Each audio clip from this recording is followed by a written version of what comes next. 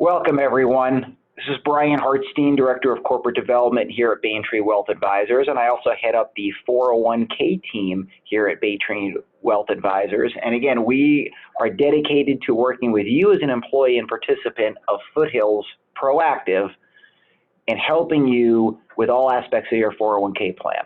So not only do we work with the trustees at Foothills on making sure the plan is compliant and operating smoothly throughout the year, we also work closely with what's called the third-party administrative firm, which is Pension Strategies, which files all the tax work and makes sure the plan is compliant throughout the year.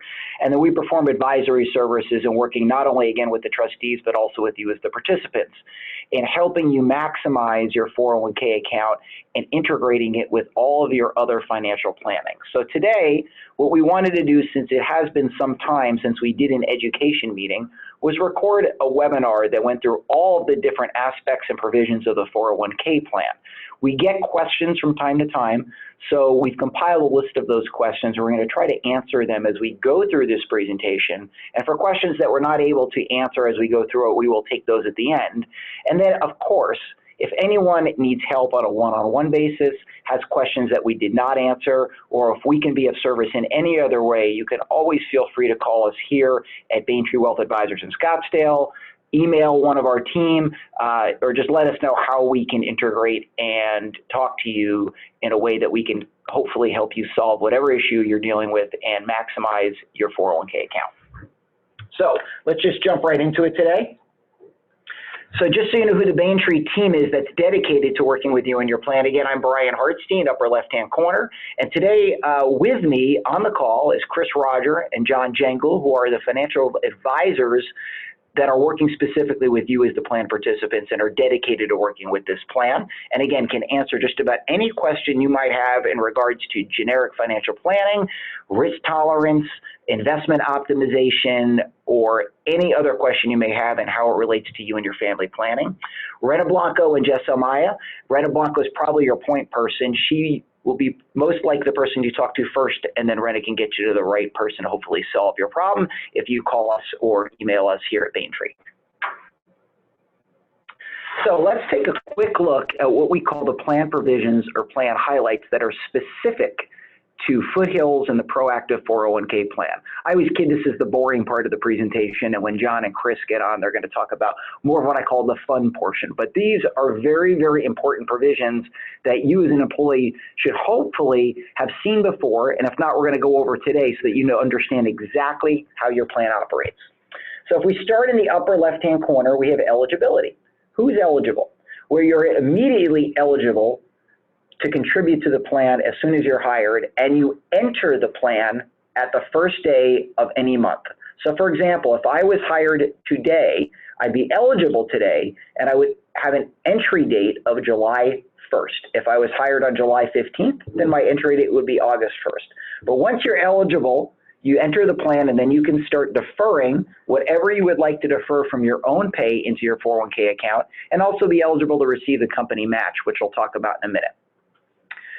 You are automatically enrolled as a new hire or employee of Foothills and ProActive, and you will defer 6% of your annual earnings into the plan unless you opt out or elect an alternative deferral percentage.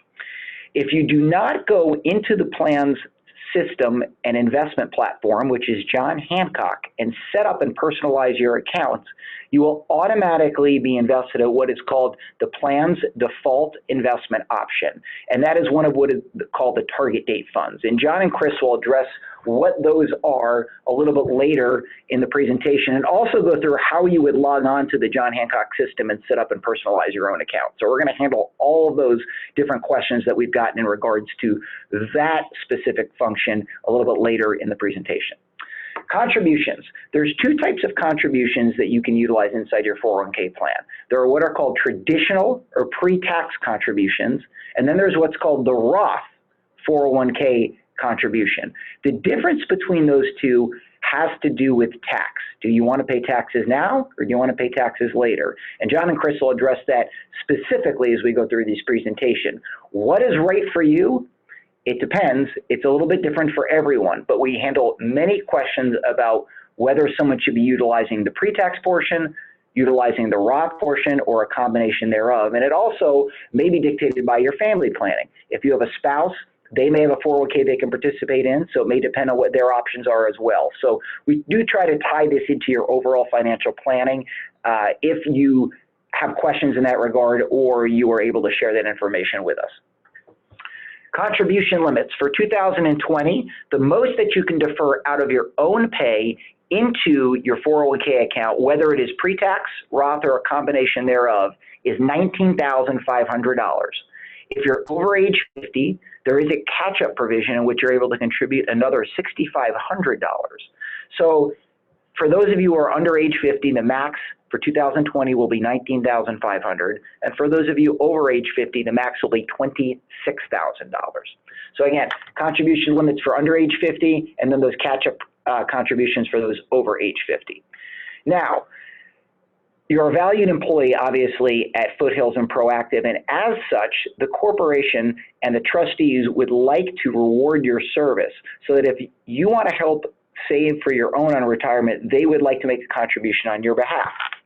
And the calculation to do so is that for every dollar you put into the plan, Foothills and ProActive will match 50 cents up to 6% of your contribution. And that match will be capped at $4,500 maximum annually. So let's just look at a quick example. If I was an employee making $30,000 a year, and I decided to put 6%, and I'm automatically enrolled, so I'm automatically going to put 6% of my pay in. 6% times $30,000 a year is $1,800. So $1,800 of my own compensation would go into my account, and again, that's done on a per pay period basis. And then the company would match 50% of that. So the company would match $900 of my $800. So I would have a total contribution between my own monies and the company's match of $2,700 for 2020 in that example. The last piece of this slide, which is really important, is vesting. What does vesting mean? When you put your own money from your own pay into a 401k plan, that's always yours at any particular time. That's 100% vested because it came from your pay. But for the company match, obviously they want to reward you as a valued employee, but they would like you to hopefully stay with Foothills and ProActive for quite some time. So they have what's called a 6-year graded match. So for the employer contribution, at the end of 2 years from your date of hire, you are 20% vested. At the end of 3 years, you're 40%, and by the end of 6 years, you will be 100% vested. And again, that goes from your date of hire, not from your date of entry into the plan. So if you were hired 4 years ago, and for some reason you're not in the plan, you're already at a 60% vesting level. And that has, again, just to do with the employer match. We get a lot of questions about this. So again, feel free to reach out to anyone here in our team. So hopefully we can answer any questions you may have about how that match is calculated and what vesting means. Okay, the last portion of the plan highlights is loans. Under the traditional loan structure, and sometimes people call this pre-COVID-19 because there were some changes made to some plans after the COVID-19 virus hit and we went shelter in place. But a basic loan is you can borrow up to 50% of your vested account balance, but you can only have one loan outstanding at any particular time. You would pay that loan back into your own account up to a maximum of over 5 years, unless it's for a first-time home purchase. And Pension Strategies, who's a third-party administrator, will help figure out the amortization schedule if you do need a loan. Again, our personal view here is it may not be the best place to borrow from, although it is there in an emergency. But we do like to see people from a financial planning standpoint hopefully build up an emergency pool of assets outside of the plan so that they can access before they have to start taking loans from their 401k. Hardship withdrawals.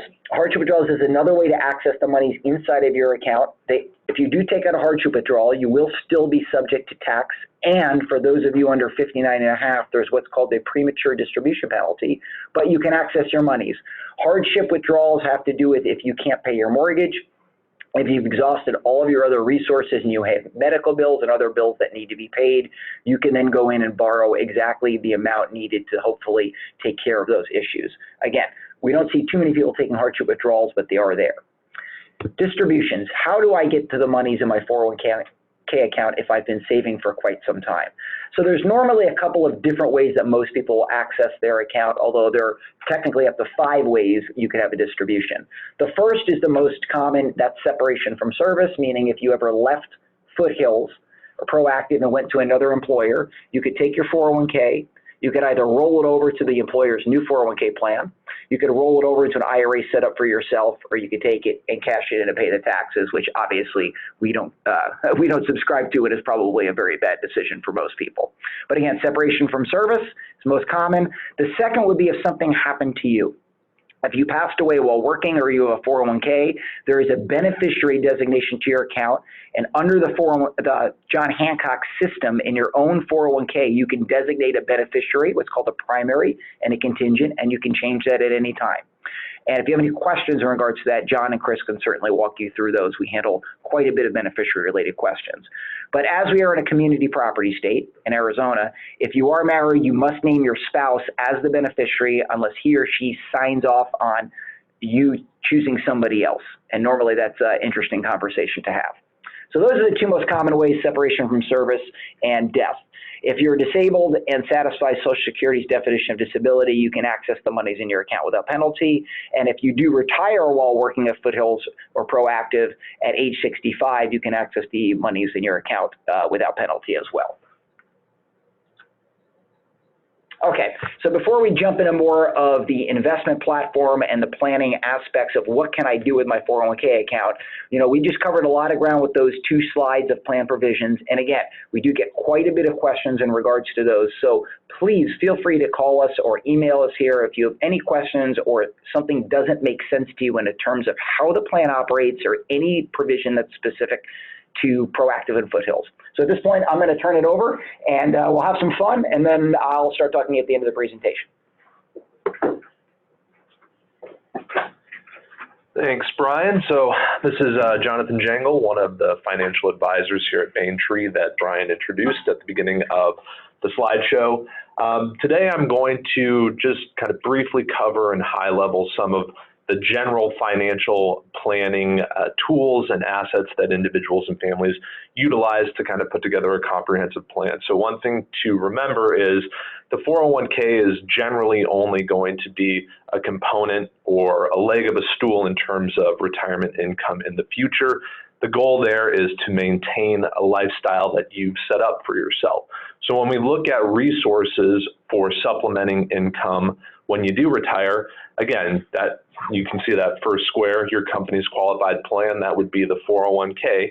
It will likely take up a component of that income, but really if we want a solid plan, we don't want to be relying on any one resource moving forward because there's probably not a lot of sustainability in that type of planning. So we look at the 401k and we say, how does this integrate with everything else that you have going on? And maybe you haven't done any other types of planning, but it's important to start thinking about those things. So Social Security, personal savings, other types of retirement accounts, either from old employers or individual retirement accounts. How do all those pieces work together to then provide you with the lifestyle that you want to have in retirement? And that's an area on a personal planning side that myself and Chris and Brian, we can help you with and say, all right, everybody's situation is different. Everybody has different income needs, different expenses. How do we get all of these different resources available to us working in the same direction to make sure that you're covered from today through the rest of your life? So one area, again, realizing that the 401k is this component is how much do we think we're going to need to generate an income? Let's just say that a third of the income in retirement is going to come from the 401k. There are some tools available, and you can see that URL at the top, specific to the 401k, tools available to figure out what should be my, kind of an average target in terms of accumulating my 401k to then derive income in the future from. So a lot of technology, a lot of tools available to all of the plan participants. And again, it's, kind of gives you a general idea of what is my 401k going to look like with certain assumptions. Do I need to save more? Am I maybe even saving too much if I have other resources as well? What's going to be kind of that perfect balance to make sure that we have the right amount of assets to then generate income in the future? Now, Brian did briefly touch on the two different types of contributions you can make in terms of tax status, and we'll get into a little bit more detail here. So really the thing to remember between a Roth or an after-tax contribution and a traditional or a pre-tax contribution is, when is it taxed? On a traditional or pre-tax contribution, you're not going to pay any taxes on that. You actually get a deduction for the year that you make that contribution. So if you're making $30,000 and you contribute in that given year $2,000, well, you get to deduct that $2,000 from your income from the year, so you're saving on taxes now. But on the back end, when you retire and you go to take it out, you are going to pay taxes on that distribution at whatever tax rates are in the future and whatever your total income picture looks like. Now, if we went with that Roth component, the difference there is you aren't getting that deduction on your taxes today. However, when you go to distribute funds in the future, it is completely tax-free. That means your contribution, obviously, since you already claimed that on your taxes in the year the contribution was made, and any interest earned in the account at that point in time, which can be very valuable considering we don't know where tax rates are going to be in the future. Again, just to reiterate on the contribution limits, we've got for anybody under 50, that 19,500, and then the catch-up provision bringing that up to 26,000 in 2020 for anybody over 50. One thing we always like to point out is that your employer match will always go into the traditional pre-tax account. So even if you decided to take all of your contribution from your own pay and put it into the Roth 401k, you will still have a contribution into the pre-tax 401k account. That will be the employer match.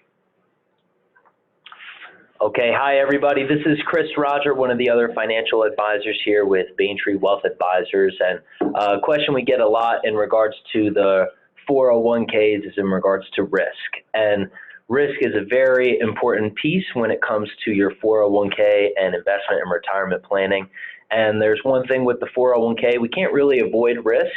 It's just how do we manage it and how do we understand it and how do we incorporate it into our plan. So John Hancock has a nice platform to help simplify risk, to make everyone, even if this isn't your world, try to make it as simple as possible. So to my left here, you see cash and cash equivalents. That's going to be on the lower end of the risk spectrum. So when you see cash here, think of cash just like at your bank. You're not worried about your bank account going down because the stock market is volatile. You can have cash and cash equivalents inside of the 401k. The nice part is they're safe. You're not really going to see market downturn with the cash position, but at the same time, you're not really going to experience any growth either. So if you have a lot of your working years ahead of you, might not be the best idea to be all in cash because your investments aren't really going to grow. And then on the flip side, we have the more risky type of investments here. You see small cap type of stocks with this red color here. That's going to indicate a higher risk. So a year like last year where the market did very well, small caps will do well when the market does very well because they have higher risk. Now, earlier this year, the markets were very volatile and things have come back nicely. We'll see how the rest of the year plays out, but understanding just because something does well in a short period of time doesn't mean that it's not risky. It means it can make a lot when the market does well, but like the markets have shown us earlier this year, it can lose a lot very quickly. So understanding this blend of risk is very important in regards to your portfolio and how your 401k will perform long term. So one of the ways that you can manage this type of risk, you can do it one of two ways with the 401k plan. We talked about earlier, Brian touched on the default option. When you get enrolled in the 401k, you're automatically deferring 6% of your compensation into the 401k plan. Well, the next thing is, well, what is that 6% actually invested in? So what happens is that 6% that you're automatically deferring, if you don't go in and make any changes, it's going to go into a target date portfolio. So how do they determine what portfolio to look at? So generally they look at your date of birth and your current age, and they look at your estimated retirement age, which is 65 to 67. And then they put you in a fund that aligns with your age 67 to a corresponding calendar year. So let's say if you're going to retire in 40 years from now, you might be in the 2060 fund, okay?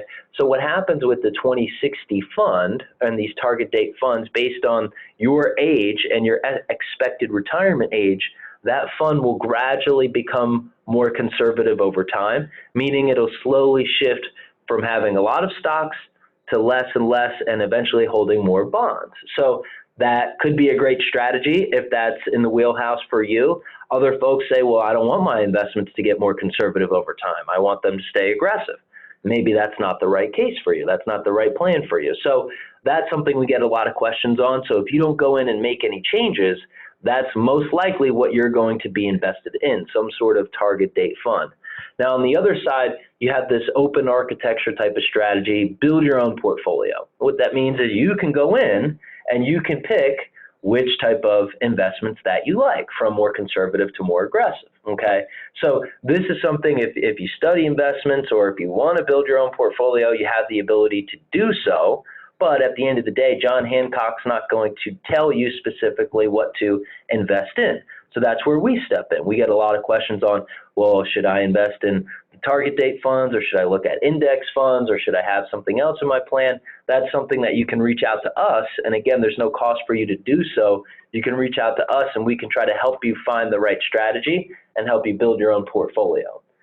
So I touched on these target date positions, and like I talked about, over time, the further you are away from retirement, the more equity or stocks you're going to hold. So you can see here, this big blue portion is your stock positions, and this green portion here are going to be your bond positions. So you can see, where the further you are from retirement, you don't really hold a whole lot of bond type positions. But as you get closer and through retirement, you can see your stock position and your bond position shift dramatically. So again, you don't have to understand the day-by-day changes in this account, but generally the philosophy is over time it's going to become more conservative. So the other thing, as we're talking about risk, you might be thinking, well, how much risk should I be taking? And John Hancock on their website has a great risk tool. Again, looking from green, that's going to be your more conservative type of investor, to your red, you're more aggressive. So generally, the more aggressive you are as an investor, it comes with more risk, and you would hope to have higher returns. Now, again, we get a lot of questions, well, I'm just going to pick the funds that did the best the last 5 years and invest in them. Well, you know, what we tend to see is the funds, there's usually a top performing fund every year. So just because a fund did the best in 2019 doesn't mean it's going to do the best in 2020. So, you know, that's where we can try to help you walk through the different choices inside the plan to determine, once you know what your comfort zone is for risk, then we can help you pick investments that are in line with that comfort zone. So when you're going into the 401k plan, if you haven't got enrolled yet, this is where you can enroll. And then if you still have questions afterwards, again, just let us know. We can help you get set up with this. But you can go to johnhancock.com/myplan, and you're going to need this. You're going to need the contract number here, and then you're going to need this enrollment access number here. And that's the important part for the 401k to get started. And then once you're online, you can determine how much you want to add. If you want to add more to your 401k plan than 6%, you can choose the pre-tax like John talked about, or you could choose the Roth contributions and so forth. And then, you know, again, kind of basic stuff here. I'm sure you're all pretty familiar with this. You want to use an ID and password that's safe and protected, and you can add your phone number on there too for 2 layers of security. And then, you know, one thing with the website, you just want to make sure, you know, you certainly with the 401k, you don't need to go in and check it every day, nor do we encourage you to go in and necessarily make changes every day, every week. In fact, you can't. But that regardless, you shouldn't put your head in the sand either. So you want to try to review your 401k plan at least once or twice a year and determine, well, what has the market done? Has my income changed? Has my life changed? Life transitions, marriage, divorce, kids, whatever the case is, grandkids, things are going to change. So you want to review your statements, your investments, your risk. Again, if you got married or divorced, you want to review that type of information. Those are all things that you want to review on an annual basis. And again, if you don't know what maybe your statements mean or you have trouble understanding them, that's where you can reach out to us and we can help. Awesome. Great job, guys. You know, one of the things we're asked quite a bit is, you know, how robust is the website for John Hancock? And again, as Chris showed you on that previous slide, you can do a variety of different things there. In terms of making trades, again, the platform is not built for what we call day trading. There's not many people out there that do that, but we always run into a few. You can make several changes per month, but once you go beyond those, the trustees will be notified that you may be trying to day trade the account. So again, if you're making more than a couple of changes per month, like Chris said, you may be managing this a little differently than the way it was intended. Again, it's a long-term planning vehicle, and as long as you've got the right plan in place, and that's what we always stress here, is make sure your plan is correct. Make sure you understand what your time horizon is. Make sure you understand your risk tolerance, and then everything else will fall into place accordingly. Doesn't matter what's going on in the market. Could be up, could be down. We could be dealing with a volatile environment like we're in now, or a very smooth one. It's the plan, time horizon, risk tolerance, which will really make the biggest differences. And that's the part I think you really need to understand first. So again, we have a ton of different tools here at Baintree beyond just what John Hancock does. Whether it's, we have a very really cool risk tolerance tool, which takes kind of an emotional behavioral approach to it. We've got all kinds of different financial planning software and technology that Chris and John can utilize here on your behalf. Again, no cost to any employees to reach out to us to access our expertise and knowledge to help you. So we always urge people to do that. And you can see a lot of our contact information is right here. But just before we wrap up, we get a variety of different questions, and we thought it'd be really helpful to compile them because some of them tend to be the same over time. And I think we've addressed a few of them as we went through, which, again, one of them is what qualifies as a hardship. So we kind of tackled that when we went through plan provisions. But again, if you have questions in regards to plan hardship, just let us know. How do you change your contribution amount? How do I go from 6% to 8%? The changes for Foothills and ProActive need to be made in PayCom, which is the payroll system, not necessarily in John Hancock. And if you have questions about how to make that change in PayCom, just contact your HR, the person at HR that handles that, and they'll be able to walk you through that pretty quickly. Again, you can change your contribution. You theoretically change it every pay period, but it's going to have to be done through the PayCom system. How does the employer match work? We talked about that little plan provisions. Vesting schedule, we also talked about that as well in the plan provisions. But like Chris, a lot of times people just ask generically, how do I know if my account's doing well? And so I don't know, you might want to just try to take a few minutes about that. Yeah, great question. So that is a very unique answer to it's going to be very person to person. Say someone's approaching retirement, say, it's June and they want to retire in December, right? Well, this year, if their account had a lot of risk, they probably wouldn't be feeling that it'd be doing too well, right? But compare that same type of account to someone that's, 30, that has 30 plus years of working left. They're okay if the market goes down because they don't need this money for 30 years and they're still adding and they're buying in low. So, can you determine if your account is doing well is really determining, well, what is the goal for your account, right? Is it for goal? Is it for growth? Is it for safety? Is it for income? Those are all things that you want to try to determine before you really start building up your 401k balance. So certainly if you're younger and you want the account to grow, again, you don't want your investments to be very conservative because then it's not in line with what your account is intended to do. So certainly when the markets are up, it's great to look at your account and see that your account is up. But at the same time, if you're not necessarily in a position where you need to hit a home run, you might be taking more risk than you need to. So to answer that question, it all depends, I guess. Right. And so what I hear you saying is it's not necessarily based on, hey, did my plan earn X amount or did my account go up this percentage? It's whether my plan or my account is in line with my goals and my overall planning. Is that correct? Yep. Okay. Spot on. All right, great. And again, if you have questions about that, feel free to call us here. We can take that on an individual basis. Quarterly statements. John Hancock will send you quarterly statements, and sometimes we get questions on how to read them. Again, they lay it out pretty simplistically, but again, if you have a specific question about part of that quarterly statement, please just call us here, and we can probably walk through that with you in a couple of quick minutes.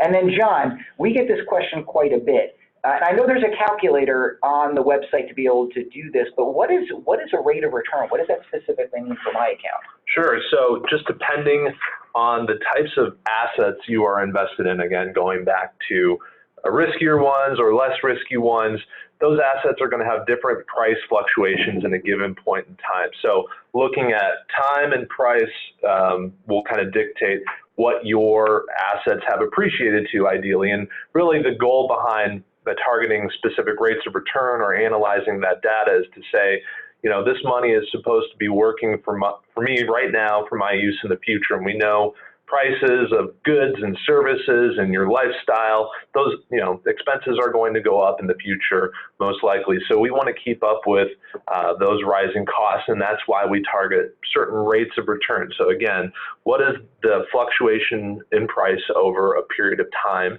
and how does that really dovetail with what it is that kind of your expenses, what you forecast your expenses to be in the future? Yeah, on the John Hancock system, there is a calculator that will let you calculate your rate of return for a specific time period. Could be, like John said, year to date, could be a 1 year period, could be 6 months. It's pretty easy to use, but if you can't find where that is on the website, just let us know, and we can show you to use that pretty easily. So you can calculate your rate of return specifically just for your 401k account. For accounts outside of the 401k, we can certainly try to help you there, but we're going to need to look at what what specific account you have and the time period which you're looking at. So, but one of the last questions we get is, hey, if I'm going to use the target date funds, is there any extra cost as opposed to building my own portfolio? And the answer is no. If you choose a target date fund or building your own portfolio, there's no difference in cost or no additional cost for using one as opposed to the other. It's simply whatever the charges for that specific target date fund or the what we call the average weighted costs of the funds that you're using to build your own portfolio. But in theory, no, there's no difference. You can use one or the other. John Hancock doesn't care. We don't care. It's whatever fits your planning the best. So we know we covered a lot of ground here. Tried to keep it somewhat short, but again, we wanted to make sure we kind of hit every nuance of the plan itself. Again, you can see our contact information. We are here to help. We want to make sure everybody is using the plan as efficiently as possible to make their accounts grow, and that all questions are answered and that we can provide any help possible. That's what we're here for. So we look forward to working with you and speaking with you throughout the year. Please stay safe, please stay healthy, and give us a call or shoot us an email. That's what we're here for. Thanks. Take care.